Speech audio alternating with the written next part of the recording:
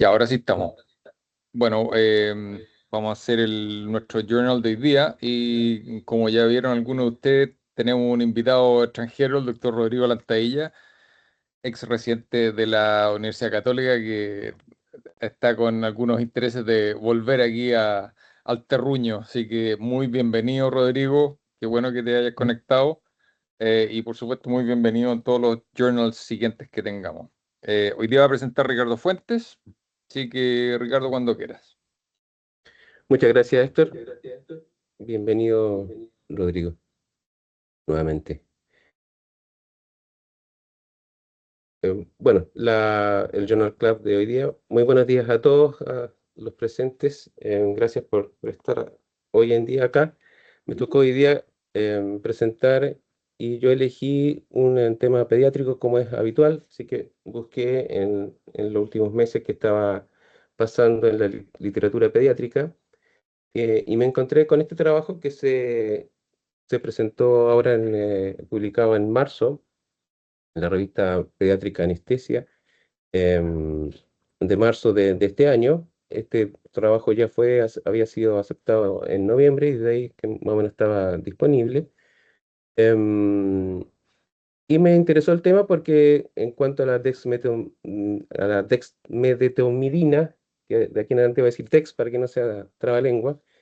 Em, es una droga que en pediatría al menos hay muy poco publicado. Hay usos que lo recomiendan y otros usos que no lo recomiendan. En particular acá en el hospital no lo usamos como de rutina o algo muy habitual, pero es una droga que estamos tratando de ir averiguando cuál es el nicho, dónde puede caer y dónde puede ser de mejor utilidad. Así que al ser Dex Pediatría y en algo que en particular yo y algunos cercanos pediátricos estamos tratando de indagar, me pareció interesante presentar hoy día este trabajo. Este trabajo es de los efectos de la Dex sobre el rocuronio en el bloqueo neuromuscular y las condiciones de intubación en los niños, un ensayo controlado y randomizado de dos doctoras griegas, la doctora Niki Kouna y la doctora Parskevi Matsota, que son de la Universidad de Attikon en Atenas, en Grecia. Como les decía, este trabajo fue publicado ahora en marzo, en este mes. Sobre los autores, son como dos extremos. La primera autora, la doctora Niki Kouna, que es la foto del LinkedIn, es anestesista pediátrica, pertenece al, no sé por qué le llaman, pero le llaman segundo departamento de anestesia. Debería haber un primero, a lo mejor un tercero, no sé, pero le dicen segundo departamento de anestesia del Hospital Universitario de Attikon en Atenas. Y además trabaja en el Hospital Pediátrico de Atenas, el Hagia Sofía. Ella tiene cuatro publicaciones en PubMed y son temas bastante distintos los que están ahí expuestos. Así que no hay una continuidad de una línea de investigación o de trabajo, por decirlo de alguna forma. Aparentemente, en cuanto a temas de investigación, es alguien que está recién empezando. Y la segunda doctora, la doctora Paraskevi Matsota, es como al revés, es una doctora griega muy renombrada, tiene más de 50 publicaciones en PubMed, es profesora emérita de la misma Universidad Nacional de Atenas y trabaja en el mismo departamento de anestesia. Ellas son las dos autoras entonces de este trabajo, que ya entrando en terreno, bueno, todos sabemos las acciones de la dexmetomidina, es una droga agonista alfa 2 exclusiva y su mecanismo de acción es mucho más potente que los otros conocidos como la clonidina, por lo cual es altamente selectivo. Sus propiedades se han demostrado que es sedante, y por ese lado es donde se ha usado en gran cantidad. Tiene algunas propiedades analgésicas y simpaticolíticas. ¿Y por qué ha ido ganando terreno? Porque tiene una mínima influencia o no deprime el centro respiratorio. Por lo tanto, en comparación con otras drogas sedantes, al utilizarlo, no vemos comprometida la parte respiratoria y eso ha ido permitiendo que gane terreno, por ejemplo, en pediatría, en ambientes fuera de pabellón, como para hacer TAC o resonancia, o en cuidados anestésicos monitorizados. Pero en lo que es anestesia general, propiamente tal, les repito que en pediatría, por lo menos, a diferencia de adultos, hay poco publicado y el nicho ahí todavía no está del todo claro. Hay algunos trabajos, este trabajo dice que, pero ahí es una frase un poco discordante, creo yo, que reduciría el delirio postoperatorio. Hay algunos trabajos que efectivamente mencionan eso, pero hay otros trabajos que todavía no está tan claro en la parte pediátrica. El delirio postoperatorio en pediatría es un gran temón, y hoy en día no existe una droga única y exclusiva y recomendada 100% para trabajar, para prevenir o para tratar esta complicación. Eh, en adultos sobre todo, pero nuevamente en pediatría todavía no está tan demostrado, reduciría los requerimientos de otros anestésicos, por ejemplo, halogenados o propofol, eso pudiera ser, em, pero hay datos limitados de la interacción de la DEX con, en particular, los bloqueadores neuromusculares y con los propofol. Pero de la experiencia adulta, hay algunos trabajos que hablan de que potenciaría los efectos de bloqueador neuromuscular. Entonces, ellos se preguntan qué estaría pasando en los niños con la DEX y el bloqueador neuromuscular, y eso es el objetivo de estudio entonces de este trabajo. Es evaluar si en los pacientes pediátricos la administración de DEX en la inducción de la anestesia general con propofol, dos temas. Uno, si podría afectar el tiempo de inicio de acción del rocuronio.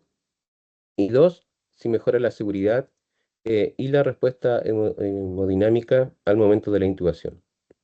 O sea, dos cosas. Uno, cómo está el tiempo de acción del rocuronio, si se alarga, se acorta, queda igual. Y cómo está en el momento de la intubación nuestra hemodinamia, si es más segura o no tanto. Esos son los objetivos de este estudio y para eso planificaron realizar, es un estudio unicéntrico, o sea, en solo en el hospital que habíamos conversado en un principio, es ciego simple, no es doble ciego, está aleatorizado y es controlado contra placebo. El trabajo fue aprobado por el comité institucional del hospital y fue registrado en Clinical Trials y contó con el consentimiento informado de los padres o los cuidadores de cada niño. Se realizó en el Hospital de Ático en Atenas entre los años 19 y 24, y en total estudiaron a 60 niños en edad entre 4 a 12 años de edad, ASA 1 y 2, y que fueran programados para cirugía general electiva o endoscopía bajo anestesia general. Los criterios de rechazo fueron, de exclusión, perdón, de los pacientes fue el rechazo de los padres a participar en el trabajo, que presentaran alguna enfermedad neuromuscular, que en la evaluación preanestésica se evaluara que que eventualmente pudiera haber problemas de la ventilación, o sea, vía aérea difícil, pacientes obesos, pacientes con reflujo gastroesofágico, que hubieran tenido una enfermedad respiratoria aguda en las últimas semanas, que tuvieran otras enfermedades severas como problemas renales, hepáticos, del área neurológica importante, y que fueran alérgicos a la DEX. Como el esquema de qué es lo que fueron haciendo es, bueno, a los chicos que entraron con vía venosa y les colocaron monitores estándar, electrocardiograma, presión y oximetría de pulso. Además le agregaron BIS y TOF. Los dividieron en dos grupos en forma aleatorizada y con sistema de sobrecerrado, el grupo DEX y el grupo placebo. Al grupo DEX comenzaron a una infusión de dexmedetomidina de 0,5 gamas por kilo por 10 minutos. Y el grupo placebo, lo mismo, pero era solo suero salino. Lo mismo, infusión en 10 minutos. Una vez transcurridos los 10 minutos, empezaban con la inducción anestésica, se colocaba propofol 3 miligramos por kilo de peso, fentanil 2 gamas por kilo de peso, y al momento, como estaba con BIS instalado, al momento que el BIS tuviera un número menor a 60, se colocaba rocuronio, una dosis de 0,7 miligramos por kilo de peso. Y posterior a eso, realizaban entonces la intubación. La intubación se realizaba cuando también estaba puesto el TOF, cuando el TOF llegara a cero, o sea, que no hubiera ninguna respuesta a los 4 estímulos del TOF. En ese momento entonces se realizaba la intubación. Entonces, dos grupos, DEX y placebo, posterior una inducción propofol-fentanil hasta bis bajo 60, en ese momento se agrega el relajante muscular y cuando el TOF llegara a cero, se permitía al anestesista que intubara. Toda esta parte se da a entender de que es la parte no ciega y de aquí en adelante el ciego registra lo que vamos a conversar más adelante, todos los parámetros clínicos que ocurren a continuación de este momento. ¿Qué es lo que, lo que miden los parámetros registrados? Como que lo principal fue ver el tiempo que se demoraba entre el inicio de la inyección del rocuronio hasta alcanzar el TOF 0. Ese era el tiempo para nuestro outcome primario. Además, midieron el tiempo necesario para alcanzar la profundidad de BIS menor a 60. O sea, en ambos tiempos son, en los dos grupos, con DEX o con el placebo, que me demoré primero hasta inyectar propofol y llegar a BIS menos 60, y después inyectar rocuronio y llegar a TOF 0. Además, midieron todos los parámetros hemodinámicos, presión arterial sistólica, diastólica y media y frecuencia cardíaca. Obviamente todos los valores de BIS fueron anotados.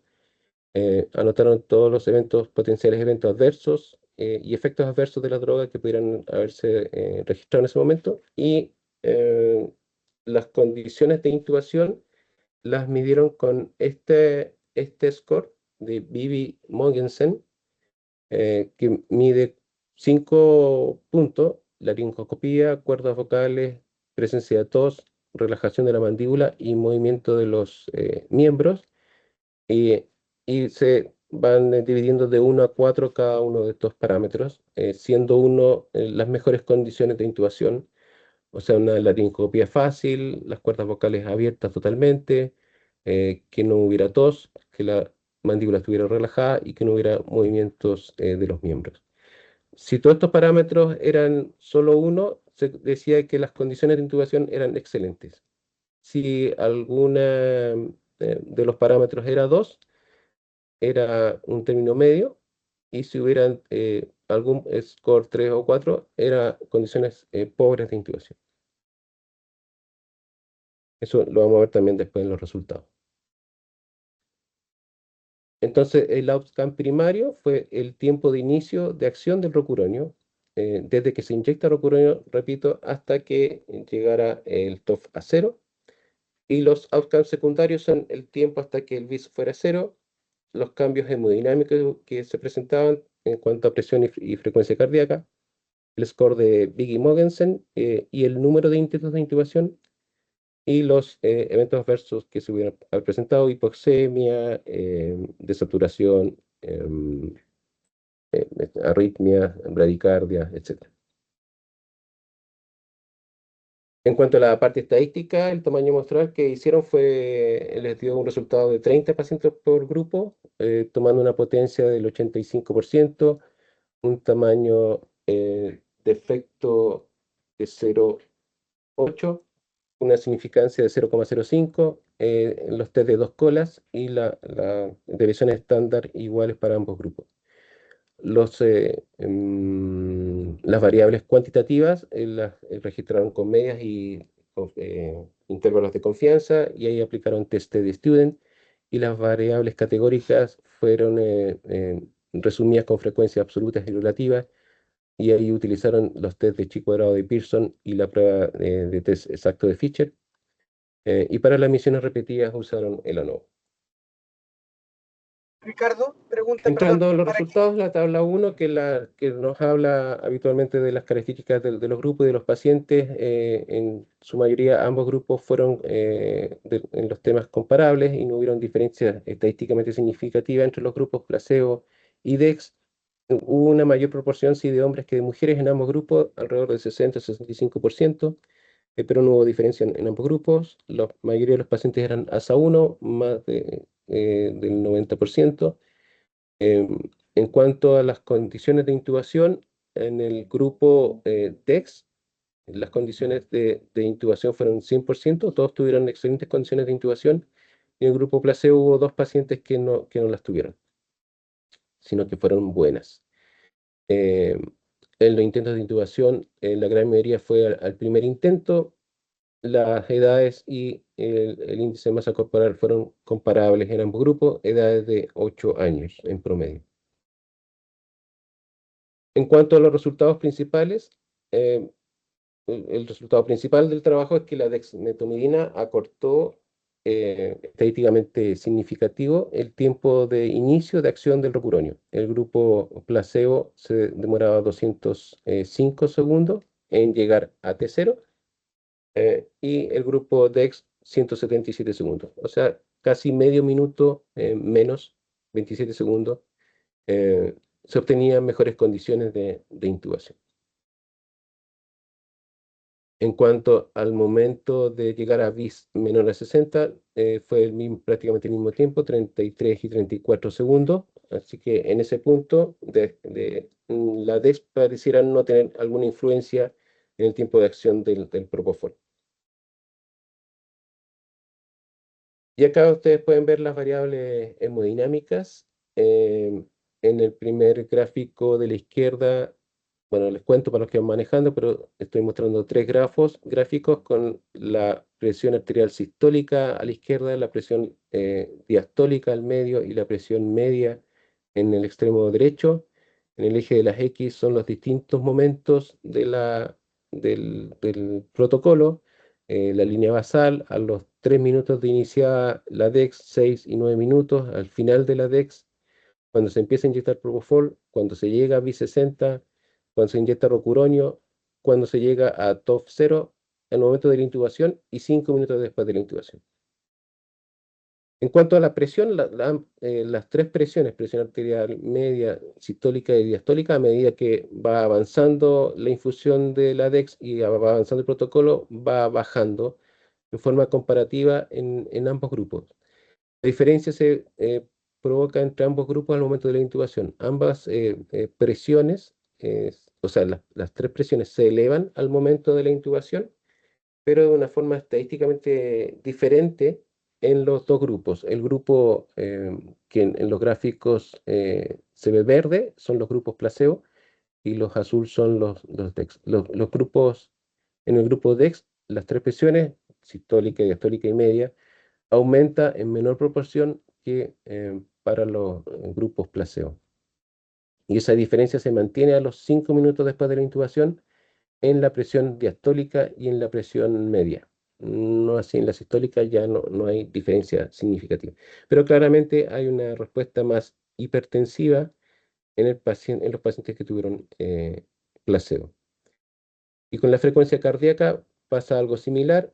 También vemos lo mismo en los distintos puntos que mencioné en delante, cómo va bajando la frecuencia cardíaca.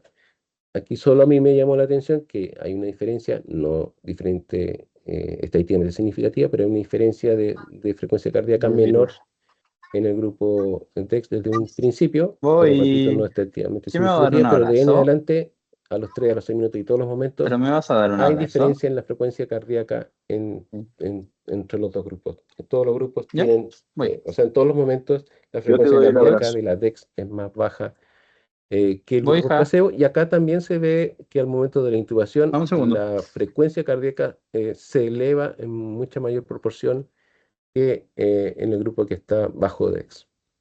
Ahí también hay una gran diferencia estadísticamente significativa. En cuanto a los otros outcomes, las diferencias para en el momento de la intubación, las diferencias son pequeñas, pero hay una pequeña diferencia en que el grupo DEX tiene excelentes condiciones de intubación y el grupo placebo se baja un poco en el porcentaje. Y no se registraron eventos adversos en ningún grupo, o sea, no hubo hipoxemias, ni bradicardias, hipotensión excesiva, ni problemas respiratorios. Entrando a la discusión, entonces el resultado principal es que la dexmedetomidina inyectada en dosis de 0,5 gamas por kilo de peso en una infusión de 10 minutos antes de la inducción en pacientes pediátricos, en este rango de media de 8 años de edad, y no considerados neonatos y lactantes, disminuye en forma significativa el tiempo de inicio de acción del rocuronio en aproximadamente 30 segundos, 27 segundos, lo cual pudiera parecer poco, 30 segundos, pero en ciertas condiciones, nuevamente pacientes, no sé, obesos o que tengan algún problema ventilatorio o lactantes pequeños, 30 segundos puede llegar a ser muy importante. Permite esta dosis de inyección de dexmedetomidina excelentes condiciones de intubación y con cambios hemodinámicos que son mínimos, podríamos decir, y hay una cierta estabilidad eh, si consideramos entonces los momentos de intubación y 5 minutos post intubación, en los cuales habíamos visto que los pacientes sin DEX tienen más hipertensión. Y con estas dosis no se registran efectos adversos. El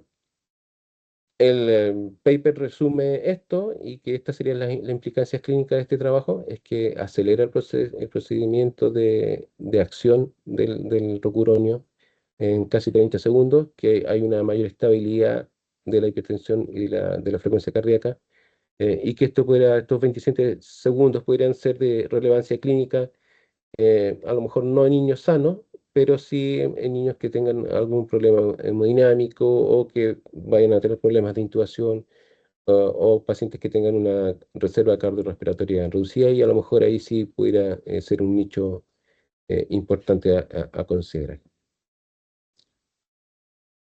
Así que ese es el trabajo. Eh, en resumen, a mí me pareció un trabajo, podríamos decir, sencillo de realizar. Está bien descrito en cuanto a cada una de sus partes. Los objetivos están bien claros, los outcomes que miden están bien claros y bien registrados. Es randomizado, es uniciego, no es doble ciego, pero es aleatorizado. Los resultados van de la mano con los outcomes que se habían propuesto y los objetivos que se habían propuesto. Y los resultados son interesantes a considerarlo. A lo mejor no para cambiar toda mi conducta clínica a partir de mañana, pero sí a considerarlo en cierto grupo de pacientes pediátricos. Sin duda requiere más investigación y más ahondamiento en el tema, pero para hacer uno de los primeros trabajos que hablan de esto en pediatría, me pareció bastante interesante y con resultados bastante interesantes y creíbles, creo yo. Ese es mi resumen. Abro la discusión. Ricardo pregunta, ¿en base a qué calcularon el tamaño muestral, a qué efecto y qué magnitud de efecto? Porque eso no me quedó claro. Sí. Lo había mencionado en el trabajo, una potencia del 85%, un tamaño de efecto de 0,8 con una significancia de 0,05. O sea, Consideraron una caída, de dos colas sí, pero y con sobre desviaciones qué, estándares iguales no, entre ambos grupos. sí, Ricardo, pero me pregunta sobre cuál de los efectos, sobre el efecto sobre el tiempo del rocuronio, sobre las condiciones de intubación, sobre qué efecto, y ellos esperaban una caída de un 20% de diferencia para que sea significativo. Eso Claro, no está explícito. sí, así, como tú mencionas. Ya. ¿Y ¿Puedo meter la cómo cuchara se... ahí? Ya, Sí, nuestro estadístico, sí, claro. Ahí habitualmente cuando esa es una forma fácil de medir, o sea, de calcular el tamaño muestral que este student, lo que te hace habitualmente, como dice René, es calcular la diferencia de las medias partido por una desviación estándar agrupada y eso es claro. Entonces por eso el exactamente. René te pregunta el tamaño del efecto. Ahora, habitualmente o como debería ser, esa diferencia de efecto es del outcome primario, es del objetivo principal del estudio. Entonces, según eso se calcula. ¿Por qué eligieron 85% de poder? No sé. Yo creo que por una cuestión que les dio nomás para cuadrar 30 por lado. Porque habitualmente lo que uno lee es que buscan el 80%. Pero eso es súper manejable, se acepta sobre 80%, entonces uno puede llegar hasta 90% y casos más grandes puede ser incluso más. Pero en general por eso se maneja, pero lo más relevante es que el cálculo del tamaño muestral de cualquier artículo se hace en base al objetivo primario del estudio. Eso. Tengo entendido que lo mencionaron así, que fue en base al objetivo primario, y que por eso los objetivos secundarios, entre comillas, pierden un poquito de fuerza en cuanto a sus conclusiones, y que se necesitaría un trabajo con más N para confirmar esas tendencias que mencionaron en cuanto a los efectos secundarios. Sí, un comentario yo también con respecto a eso. El objetivo primario aquí era el tiempo de caída del tren de 4, ¿cierto? Del TOF. Claro. Entonces, ahí mis comentarios son los siguientes. El primero es que usar el TOF como desenlace primario para ver inicio de acción de los relajantes musculares no es la prueba más adecuada cuando uno utiliza el estimulador de nervio periférico. Ahí la prueba más adecuada es el single twitch a una frecuencia, por ejemplo, de 1 por segundo. ¿Y por qué digo esto? Porque ellos evaluaron el TOF cada 15 segundos.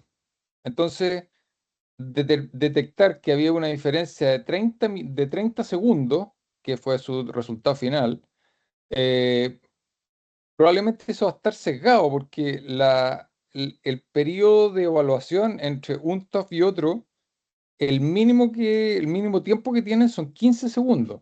Entonces, a lo mejor aquí el valor está agrandado. Estos 30 segundos de diferencia probablemente están agrandados por la forma de medición que están utilizando ellos.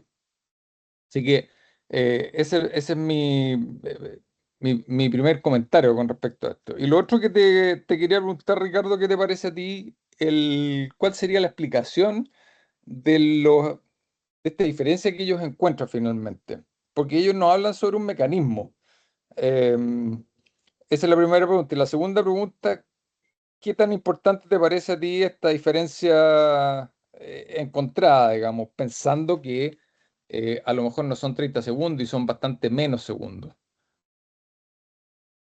Yo estoy de acuerdo con tu comentario de los 15 segundos. O sea, la medición del TOF es cada 15 segundos, y claro, ahí hay un poquito de ruido. Estoy de acuerdo con eso.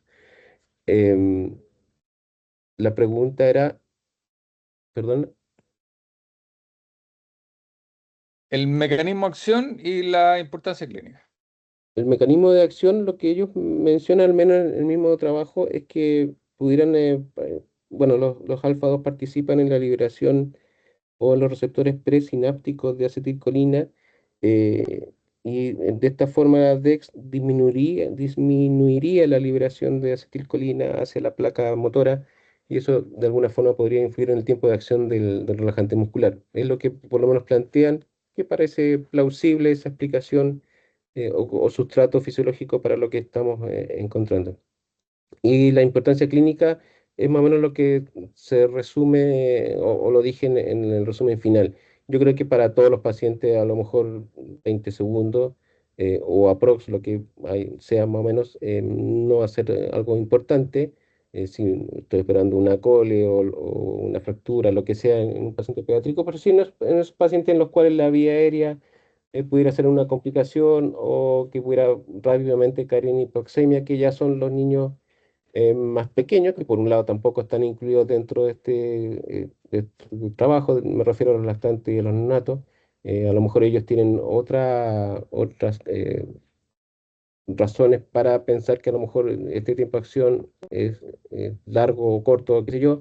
Habría que medirlo antes de sacar conclusiones. Pero los pacientes que pudieran tener vía aérea complicada, o riesgo de caer en hipoxemia, a lo mejor estos 20 segundos pudieran ser importantes, y a lo mejor yo podría empezar a experimentar o a usar esta droga. Pero en el promedio general no es para usarlo en el 100% de los pacientes.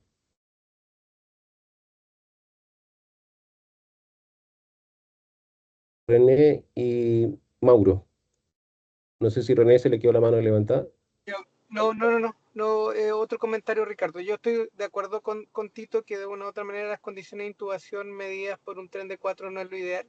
Que si uno quiere, si el tiempo es tu marcador de diferencia, debería usar algo que disminuya las diferencias. Aquí te estás comiendo tanto a favor como en contra esos 15 segundos o 12 segundos, que es lo mínimo que te permite entre un tren de 4 y otro para que sea de verdad, ¿ya? Eh, y lo otro, una cosa que a mí me llama la atención es que, por lo menos en pacientes adultos, habitualmente vemos que cuando usamos bolos de dexmedetomidina, la respuesta hemodinámica inicial ya es una respuesta de un pico hipertensivo, ya que es por la estimulación directa de receptores de imidazol, y después viene que el efecto periférico, y después viene el efecto central de simpaticolisis con la caída, bradicardia y eventualmente hipotensión. Y que esto no se vio aquí en ningún momento, se vio siempre a descenso. ¿Ya?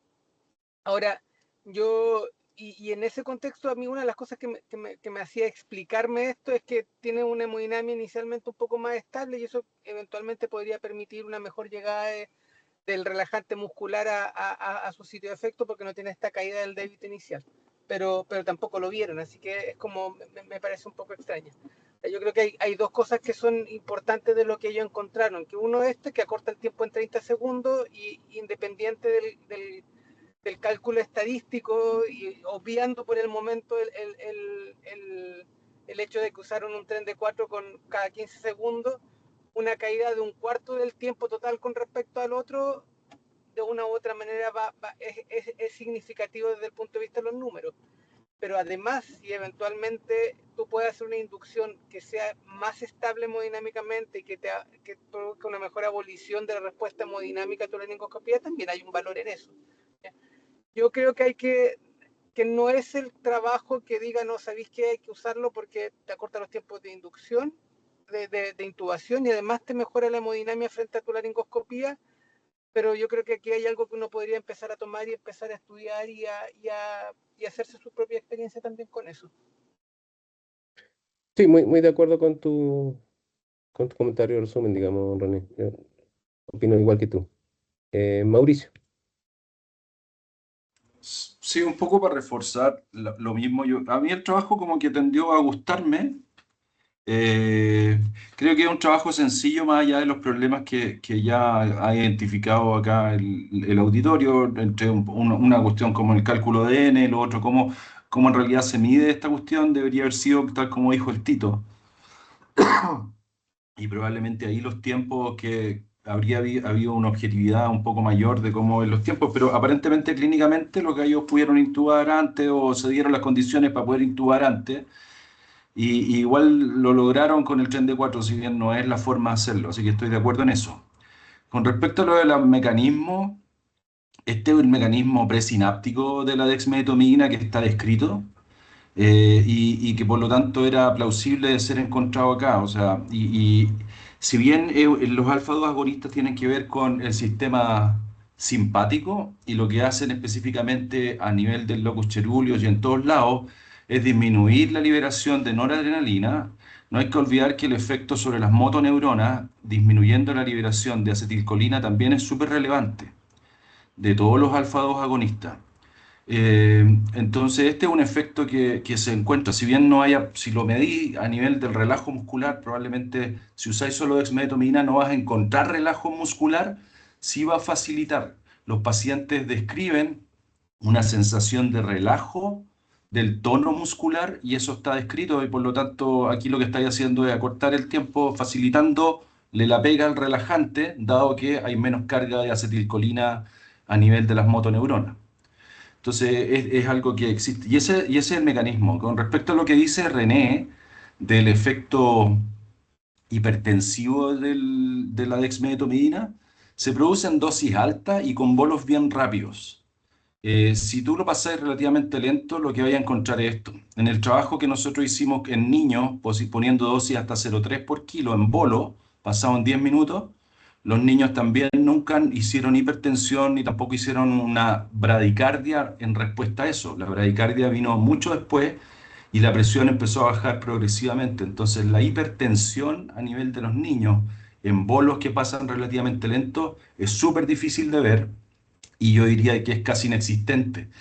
Y por la misma razón, dosis, por ejemplo, intranasales de 3 miligramos por kilo de dexmedetomidina para lograr una sedación en 10 minutos no tiene ningún riesgo desde el punto de vista hemodinámico. Si le ponía eso a un adulto, probablemente te lo vaya a pitear, pero no en un niño, que son mucho más resilientes a este efecto hipertensivo, probablemente por una inmadurez de todo el sistema.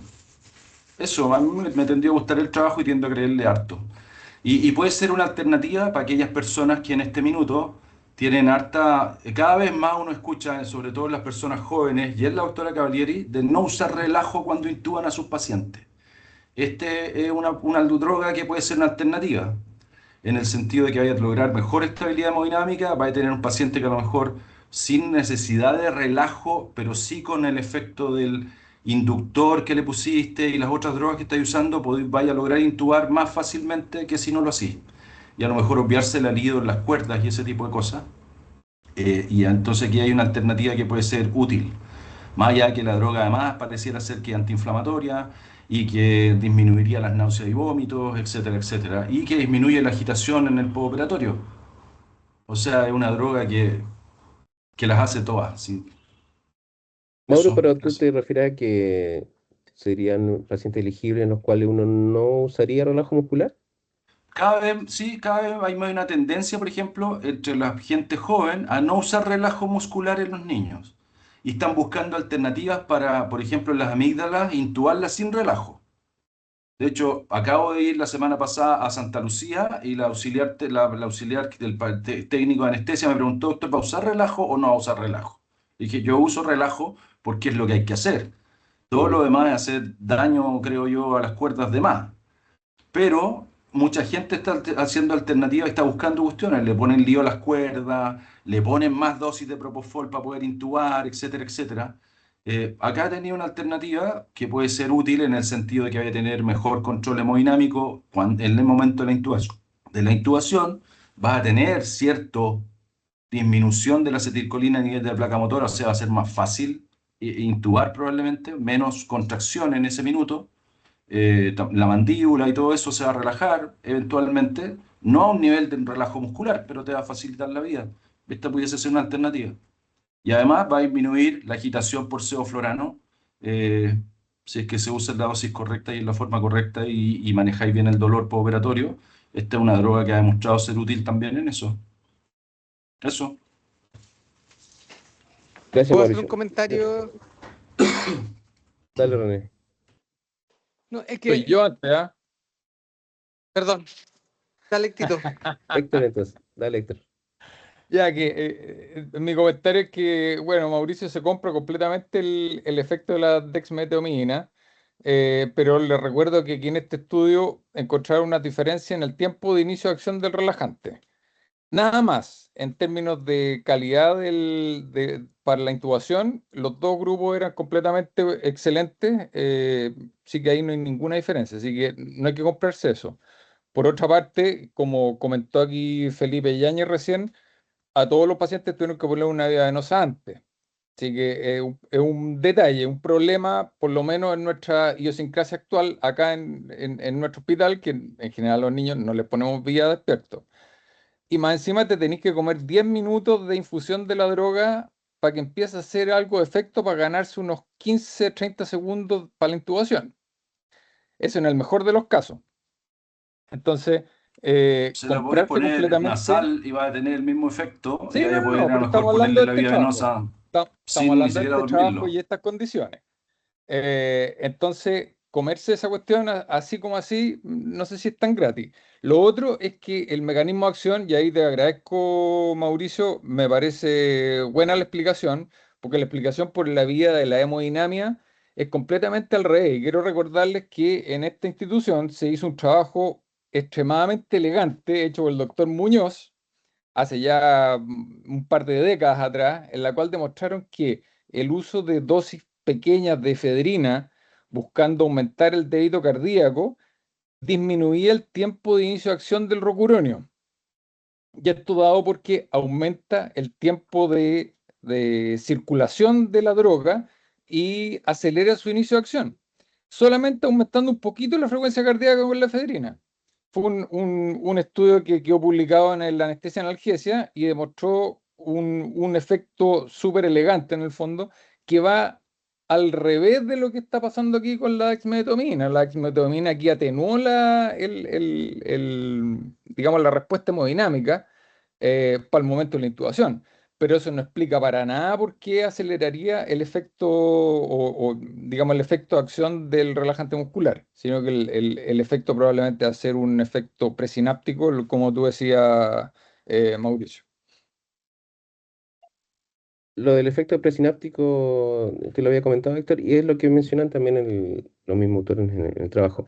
Y yo creo que en cuanto a los resultados y lo que te muestra este trabajo, si bien tú dices que baja solo el rocuronio, yo creo que la parte hemodinámica también son conclusiones no despreciables, o sea, que haya no una hipertensión, sino que una hemodinamia tranquila, y que la respuesta hipertensiva y taquicárdica de la intubación sea más atenuada. Yo creo que en ciertos pacientes pudiera ser de importancia y a considerar.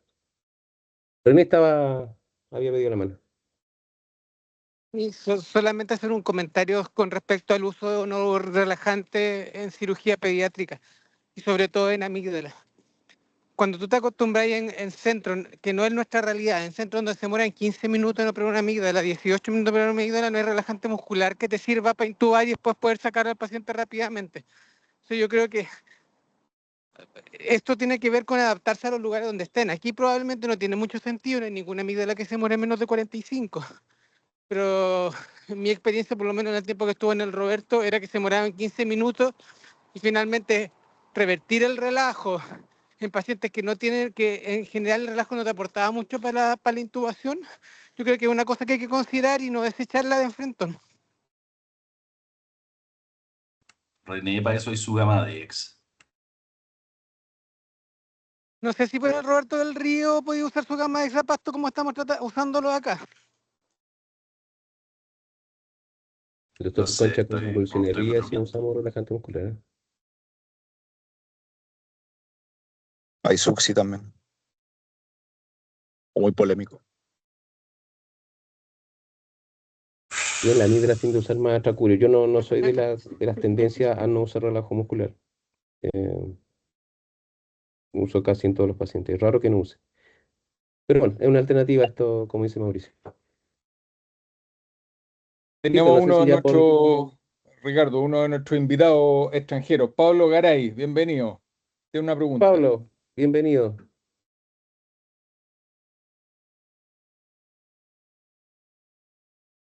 Dale, Pablo. Hola, bienvenido. Está inmuteado, parece.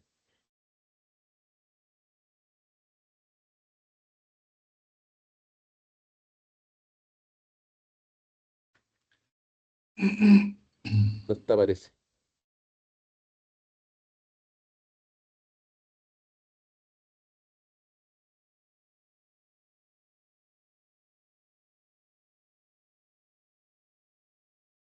Parece que se fue a buscar un café. Sí. Lo perdimos.